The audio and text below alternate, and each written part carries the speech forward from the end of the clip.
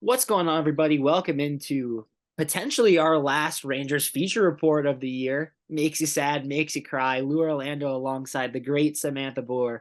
Sam, the end of the year, season's over. Man, it really is. It's a very sentimental final Rangers report, or perhaps final Rangers report for us, because it might be my final Rangers report forever. Who knows? Maybe we'll Just do one when they finally sign a coach. But until then, until then, perhaps it is. As maybe some folks at home know, I'm graduating. So Lou is carrying on the legacy of the great Rangers beat. dude, it's so But much. yeah, It's a lot of pressure. It's a lot of pressure. man, you got it. You got We'll be okay. it. But yeah, so the Rangers lost this season. They lost in the first round to the Devils. Sam used to cover the Devils, then came over to the Rangers. The Rangers promptly lost to the Devils. So that was kind of fun. Maybe not. I don't know. Was it?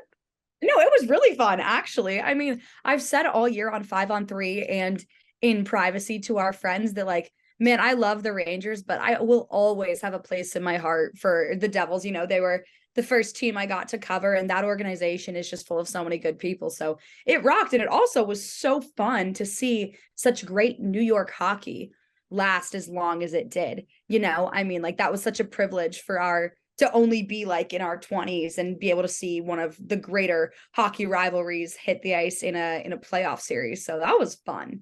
I mean, yeah, to see all three New York teams make the playoffs, to see the Rangers and Devils square off in the first round, obviously doesn't go the Rangers' way. And I think, we're here more to talk about the fallout of the season rather than what actually happened throughout the season. Obviously, the Rangers kind of collapsed during the playoffs, and a lot of their stars disappear, whether that's Panarin not really doing too much in the playoffs, Kane doesn't do too much in the playoffs, but the fallout is kind of on their breakdown day. Gerard Gallant gets asked about, hey, what are your thoughts on the rumors that you might not be coming back? And he's like, I can't believe I have to even answer this. We've done a lot of winning since I've been here my 2 years, and then promptly gets fired. So Yep. Gerard Gallant is no more, and I guess maybe a little surprising from the outside looking in. You look at through 2 seasons, 217 points, 99 and 46. That was the Rangers record under Gerard Gallant. It's pretty good.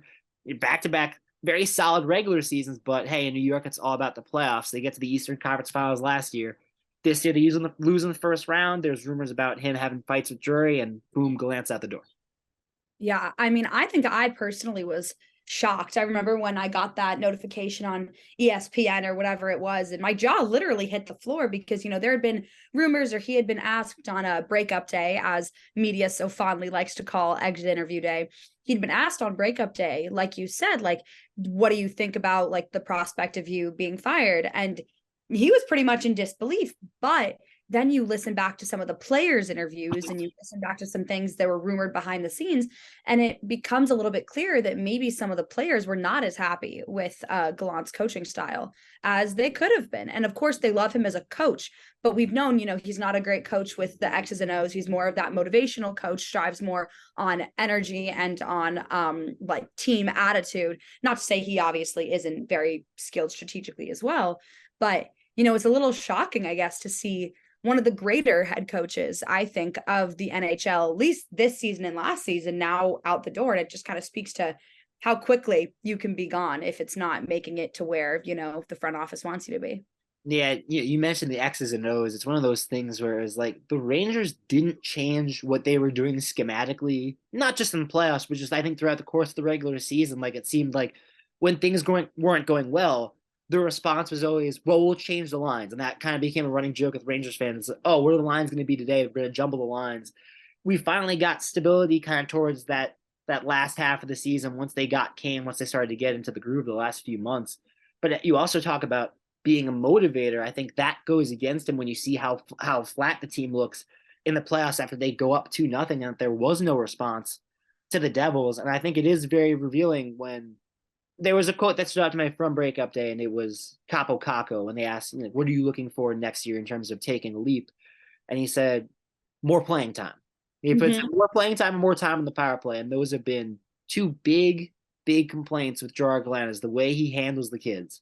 I know it's tough, right? You have a winning team, but you kind of needed to develop the future. I think a lot of Rangers fans feel like they're kind of behind the eight ball in terms of where Capo and Lafreniere, and even Hedel to some extent, although I think Hedel's clearly been the best of the three, where they are development wise compared to other young stars, other young players in the league. Yeah, I absolutely agree. When I saw that quote from Capocacco, I was like, that's exactly right. People complain that he's not the star power that they thought he would be when they drafted him. Well, excuse me, when they drafted him, but he hasn't had the chance, I would say. And of course, there's also injury and other things playing into that. But you look at how they're shaping their young talent, and I know that they are kind of, or they were this year, the Rangers were a win now team.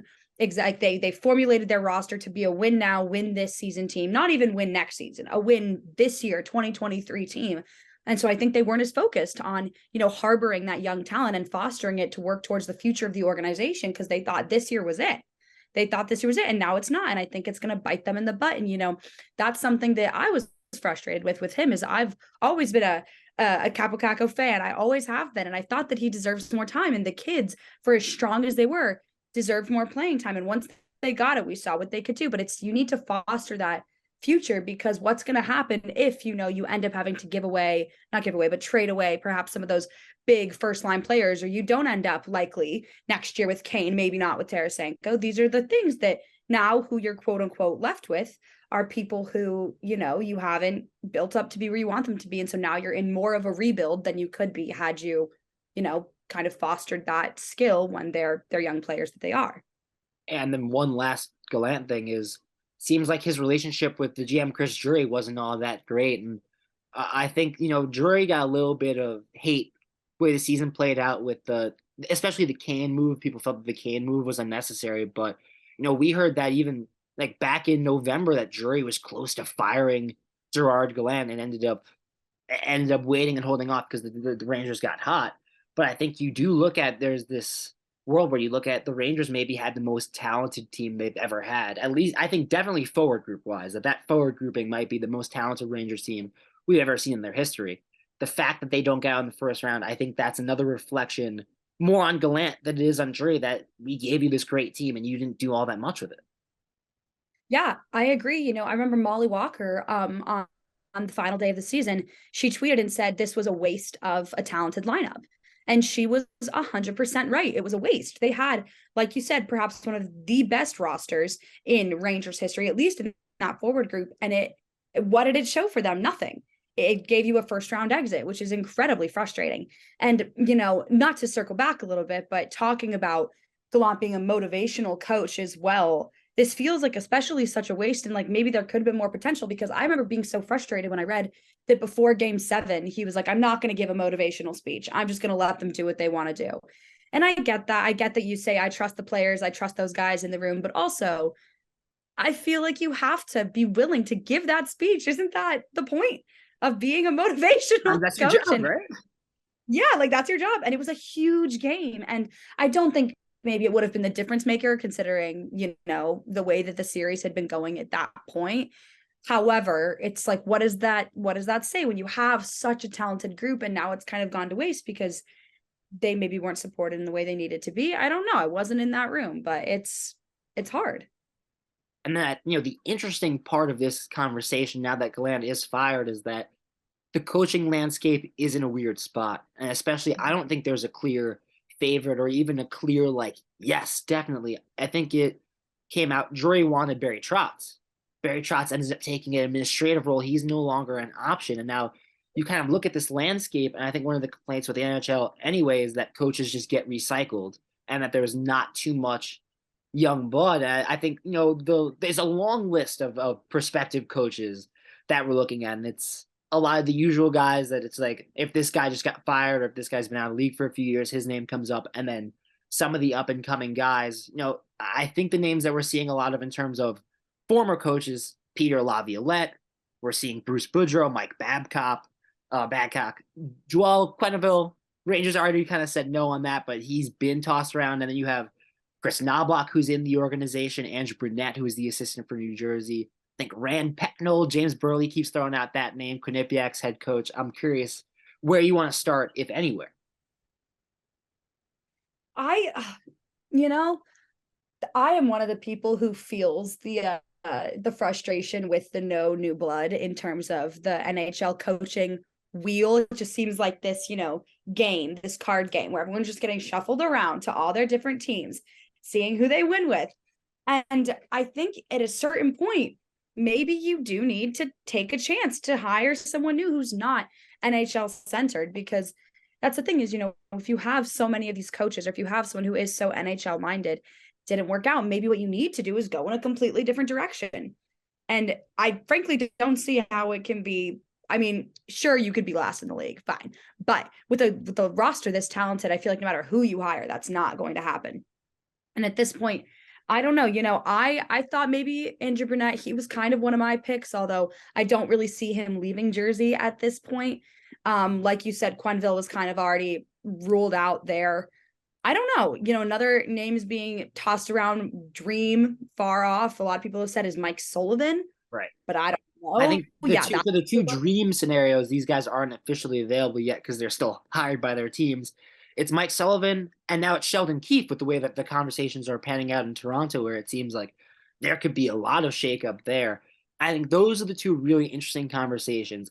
It seems like the Sullivan stuff just isn't going to happen. Like I think Pittsburgh is locked in with Sullivan, and they should be. Sullivan's a good head coach. The Rangers would be very lucky to get him. I don't think that the Sheldon Keefe is like necessarily plausible either, but I think there's a higher chance of Keefe being made available than Sullivan. And I think that's another thing to consider as well. And that would make this all very interesting. And it also it brings up the question of, if you're the Rangers, how quickly do you move on this? How quickly do you make a decision? Because I think you're right, you'd want to get into the free agency of it all and start signing players for your coach. But you also kind of wait and see how this whole head coaching landscape evolves. Yeah, I agree. I think that, if in some world they get Sheldon Keefe, I think that there I have to wonder, is some sort of trade made either before, Keefe joins the organization or after, to bring over some of the trusted players from Toronto? That is something I'd be curious about, is if he's hired, does he bring some people with him? And I know it's not exactly the same as it is in like the college landscape with the transfer portal, obviously, but I wonder if, players will request to be traded, if they'll request those things, and if the organization will follow through. Like I've seen things tossed around this year for, certain top line Rangers players being traded for Austin Matthews. Yeah. And like in a world in which Keefe becomes the head coach of the Rangers, do we then see Austin Matthews become a New York Ranger? I don't know. Now, would you see a Panarin for Matthews trade? Oh my God, that'd be crazy. Yeah. I saw that on Twitter, and I saw that Twitter post, right? I was like, ooh, I don't know, maybe. It's so tough because I think you bring up an interesting point. I think you saw it this year where the Rangers signed Trocheck to a big 5-year, $5+ million AAV deal, kind of under the guise of like Trocheck played for Gallant in Florida, and like, oh, this is a Gallant type player. And then they fire Gallant the year after that signing, and you still have Trocheck for 4 more years. And like, I like Trocheck; he's a nice player. But when we talk about the Rangers' contract situation, like that kind of is a roadblock in terms of like extending guys you want to extend and not being able to bring back a Tarasenko or something like that. And I mean, I'd just like to ask the question of like, who would you rather have, Trocheck or Tarasenko? I think it'd be a little bit more split than you might initially think, but I think there are a lot of people that would take Tarasenko. I feel like I might take Tarasenko too. I think that's the danger of you bring in a coach and then you also try and bring in some players with them, especially like because there is right now no clear yes. Mm-hmm. Like you bring in players and you take on their contracts, you might be locked in with them longer than you are at the head coach, as we're seeing with Trocheck right now. Yeah, absolutely. And I think, that's the danger. The Rangers are also in such a tight, cap hustle right now that they got to offload something in this postseason, or else we're going to be seeing the exact same lineup as we did this year, more or less, for next year, except we're going to be down a couple players that they signed for 1 year for this hope of winning the cup, and they didn't. Yeah, I think the interesting deviation they could do besides like signing Rand Pecknold again, the Quinnipiac head coach, it would be making Chris Knobloch the head coach. And right now he's the head coach of their AHL officiate, the Hartford Wolfpack. There, I think actually in an elimination game trying to get to the Final Four of the Calder Cup. And I think Rangers fans would be unhappy. We talked about this on the last time we were on 5-on-3. Like Rangers fans would be a little bit unhappy because it would just feel like a system move and it'd feel like, oh, we're just doing the same thing all over again. But it would be a deviation from just taking someone with NHL experience that maybe won one cup and trying something new. Mm-hmm. It would. That's Right, I it's mean, kind of like a meh thing. There's no like clear like Pecknold's probably the biggest deviation in terms of like you'd have a lot of hope. yeah. I mean, you look at Pegnol, Quinnipiac, obviously winning a championship with them. He's no doubt he's a phenomenal coach, and I would honestly really like to see him in the league in at least some capacity. Because I think he would bring a lot, especially to this Rangers organization. When you think about hiring the coach from your AHL affiliate, obviously it's someone who knows the players already, especially those who are bridged between the two, And knows right, how it works. especially if we're talking about calling up prospects next year, whether it's Ottman, whether it's Zach Jones, like He knows them. right. He's coached them, which can be really beneficial then. They don't have to adapt to a new style. But then it's do I don't know. Honestly, that sounds like a better option than some of the others. I would rather I think he's one of the top options at this point. Like I don't know how much they're buying stock into a lot of the former NHL guys. Like you throw out a lot of the names, and there's a lot of cons against them. Like Mike Babcock, yeah, he's got two cups, but he also has a lot of accusations about treating players cruelly, and he hasn't had a job since 2019, so he's been out of the league for a while. You want to talk about Peter Laviolette? The last couple of years in Washington haven't been that great, right? He's got that cup with the Canes in 2006, and technically, there's no other way to put it. He's the fourth coach in NHL history to take three different teams to a Stanley Cup. So it's like, yeah, that's cool. Is he the right fit for the Rangers? I kind of like having fun conversations about Bruce Boudreau just because I think it'd be really fun. I think he's a fun guy to love. I think he got the short stick with Vancouver, and just like I think you saw the way the fans reacted when he got fired, like they were on his side. That would also be funny because Rangers fans chanted "Bruce, can you hear us?" when they played the Capitals in like 2010 in the playoffs. So it's like a little bit of a connection there. I think there's one guy that played like 12 games for the Rangers in the NHL, Peter Laviolette. So I don't know if you want the Rangers connection. He played 12 NHL games for the Rangers, so former Ranger. former Ranger, I guess. Yeah, former Ranger, which I guess, he's played more games for the Rangers than I have, so can't say Sure. too much there. Played more But games than both of us combined for them. That's for sure. yeah, exactly. For that statistic, we'll concede there. But I don't know. I mean, how much does 12 games really teach you? Which I know we're mostly just joking around, but like, oh God, you don't But like know. that's why it's so tough because even like Brunette, because like I was kind of with you where it's like Brunette's interesting because New Jersey did really well this year, and he was the interim head coach for Florida last year when they won the trophy, the President's Trophy. But then they Yeah. also got swept by Tampa in the second round after winning the President's Trophy. And listen, curses are real, so I get that. Maybe it's just not his fault, but also like Gallant had a lot of regular season success, and we fired him because the playoff success wasn't good enough. So it's like and for every single coach that you can look at on this list, I feel like there's something that you can hold against them. Like unless Sullivan or Keefe pop up, and even Keefe to some extent, right? Again, is Toronto just cursed or is it his fault? But it's like You almost can't. every coach that you throw out there, there's going to be some con against them. Even Mike Sullivan, the way that Pittsburgh panned out this year, like no Yeah. matter who you hire, there's going to be something. There's going to be something that you can hold against them. Probably numerous things. So it's like that's why this landscape and this decision is so tough to kind of evaluate.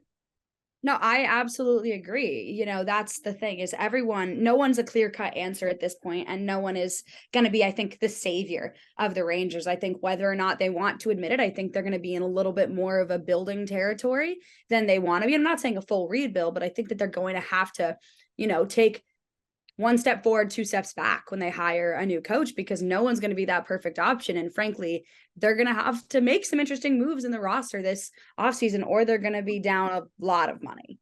I do think the good thing is that I don't think Gallant was the perfect option either. And I think there's probably ways that Gallant was hindering this lineup and this rotation. So, maybe it's even if it doesn't feel like the perfect hire, maybe it ends up being an upgrade over what Gallant was these past 2 years. I guess to close it out, you've got to take one. You pick one.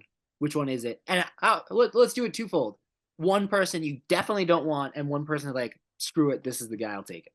Oh, I like it. You can be creative. I was gonna say, I was like, that's really creative. We have One fun. person I definitely don't want is Joe Quenneville. That's a I good just answer. like On my notes for today, like I have notes for every coach. Under it just says no.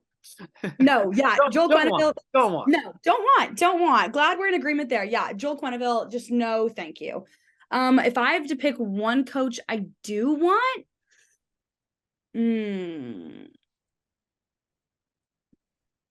I maybe I would go brunette. I don't know. I was surprised when he was fired last year, especially because, he led the Panthers to the President's Trophy and yeah, they got swept, but like he was only an interim head coach and that's what he was able to do. So I would take him. Plus, if you can't beat him, hire him, you know? Yeah, hey, I buy into that theory a lot. For mine, I won't take Quenville, although I strongly agree. I will say I don't want. We'll go Babcock. It's not. It's a similar situation to Quenville, and it's really not. But there's similar controversies surrounding him, and it's like, how much do you want to win? I don't think his resume is even there in the first place where it's worth hiring him over all that stuff. And as out of all the coaching options that have coached recently, since he's been out of the league since 2019, that just feels like too big of a risk, and I just don't want to delve into it. For the one I'll take, I'm kind of gonna go with the ignorance is bliss method. I'll take Rand Pecknold. I'll ride with James Burley. James Burley's been Sure. throwing out that name on 5-3 for the last few weeks. Sometimes ignorance is bliss, and I tell you what, I'll get excited no matter who it is, but probably.